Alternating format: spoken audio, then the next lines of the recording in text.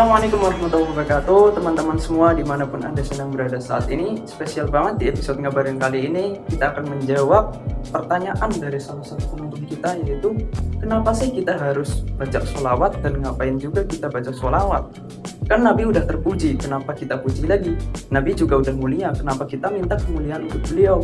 Nabi juga udah selamat, ngapain kita mendoakan beliau dengan membaca sholawat? Nabi Muhammad SAW itu adalah manusia yang penuh dengan kemuliaan. Kita ibaratkan dengan sebuah gelas yang terisi penuh dengan air yang penuh dengan kemuliaan. Nah, kita itu ada di bawah gelas itu, teman-teman. Kalau kita minta kepada Allah untuk kembali mengisi gelas itu yang udah penuh itu, maka air tersebut akan tumpah dan mengenai sekelilingnya. Nah, sekelilingnya itu adalah kita, teman-teman. Karena itu dengan membaca sholawat kita meminta kepada Allah agar Nabi ditambah kemuliaan. Maka kemuliaan itu bukan bertambah kepada Nabi SAW, melainkan kepada kita yang membaca sholawat kepada Rasulullah SAW. Saya ada pantun nih buat kalian. Banyak makan bikin badan kita kuat, apalagi kalau ditambah jus tomat. Jangan kalian malas baca sholawat, karena berkah sholawat hidup bisa selamat. Kata Nabi SAW, "Man sholla alayya wahidatan sallallahu alaihi asyran." Barang siapa bersolawat kepadaku satu kali, maka Allah akan balas dengan 10 kali solawat. Dan kata Imam Haddad, disampaikan juga oleh Habib Jindan, bahwa satu aja kita mendapat solawat dari Allah, maka itu sudah memenuhi kehidupan kita dunia wal akhirah. Bayangin satu aja, teman-teman, gimana kalau kita solawat sebanyak 10 kali, maka dikalikan 10, jadi kita sudah mendapat 100 solawat dari Allah SWT. Dan mudah-mudahan dengan membaca solawat, Allah mengabulkan doa-doa kita dan mempermudah kehidupan kita dunia wal akhirah. Dan ada manfaat lain dari membaca solawat, diantaranya adalah solawat bisa menjadi pembuka ijabahnya doa-doa kita. Dari riwayat Ali bin Abi Thalib radhiyallahu an, ad-du'a mahjubun hatta yusalli 'ala nabi sallallahu alaihi wasallam. Doa kita terhalang manakala kita belum bersolawat kepada Nabi Muhammad sallallahu alaihi wasallam.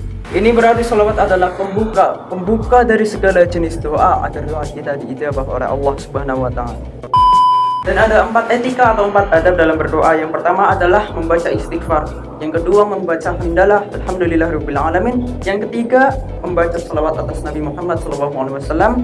Dan yang keempat mendoakan saudara sesama muslim. Yang pertama istighfar. Kenapa harus istighfar? Karena doa yang dipanjatkan dalam keadaan yang kotor, ada kemungkinan doa itu akan ditangguhkan lama. Doa tidak mungkin tidak dikabulkan, melainkan akan ditangguhkan dalam waktu yang lama karena kekotoran diri kita. Dengan membaca istighfar kita meminta ampun kepada Allah, maka Allah akan mempermudah doa-doa yang sudah kita panjatkan. Membaca hamdalah memuji Allah Subhanahu wa taala. Kenapa kita harus membaca hamdalah? Karena ketika kita meminta sesuatu kepada orang lain saja, kita harus membuat hubungan baik dengan orang tersebut, apalagi kepada Allah Subhanahu wa taala.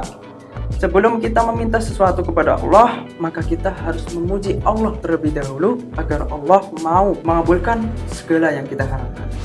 Salawat. Kenapa harus membaca salawat? Karena salawat adalah wasilah yang paling utama dalam membuka semua ijabahnya doa kita kepada Allah Subhanahu wa taala. Dan yang terakhir, kenapa kita harus mendoakan sesama muslim? Karena dengan mendoakan saudara sesama muslim dengan doa-doa yang baik, maka malaikat akan mendoakan kita dengan doa yang sama yang kita ucapkan kepada saudara sesama muslim.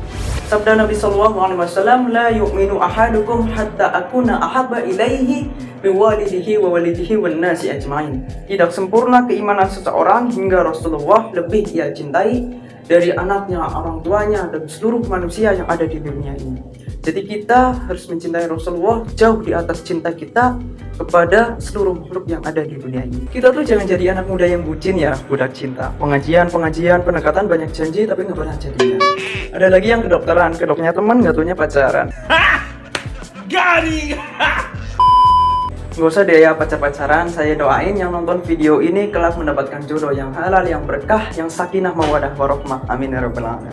Saya ada pantun buat para jomblo, sholawatan di Gunung Jati, jangan lupa banyak sedekah. Yang jomblo gak usah pada kecil hati, banyak sholawat, insya Allah pada cepat nikah.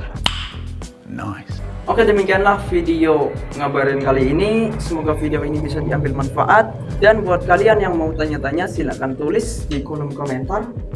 Kalau sempat kita akan balas atau kita bikin video yang kayak gini lagi.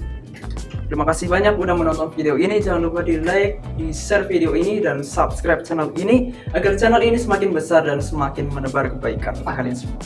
Amin ya rabbal alamin. Assalamualaikum warahmatullahi wabarakatuh. Sallallahu alaihi wasallam.